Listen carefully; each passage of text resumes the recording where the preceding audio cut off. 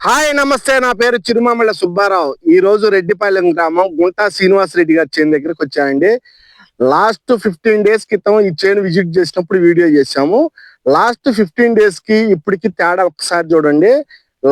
Last week మోకాలు ఎత్తాను, అప్పుడు బుట్ట కట్టలేదు. చేను ఇప్పుడు ఎంత నీట్ గా ఉంది. 15 డేస్ లోనే ఎంత మార్పు వచ్చిందో చూడండి. చేను ఎంత కలర్ ఉందో, ఎంత ఫ్లవరింగ్ ఉందో, ఎంత గ్రోత్ ఉందో, ఎన్ని బ్రాంచెస్ వచ్చాయో ఒక్కసారి చేను చూడండి.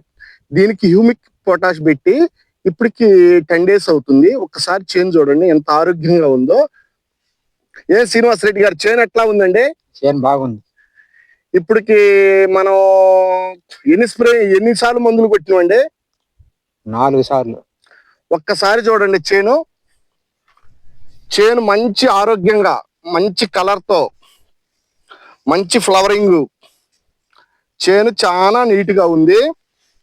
ఇట్లే మెయింటైన్ చేస్తే కరెక్ట్ గా ఒక 15 డేస్ కల్లా బాగా పూర్తిగా పట్టెలు కమ్మిపోతాయండి. మనం ఈ హ్యూమిక్ పొటాష్ పెట్టినాక మాక్సిమం 60 డేస్ ఈ లోపు ఫర్టిలైజర్ అనేది అవసరం లేదు. ఫర్టిలైజర్ కనుక మనం పెడితే మాత్రం ఖచ్చితంగా ఏపు ఎక్కువ వచ్చి నల్లి, తామర పురుగు, తెల్లదోమ ఎక్కువయ్యి బొబ్బర రావడానికి అవకాశాలు ఉంటాయి.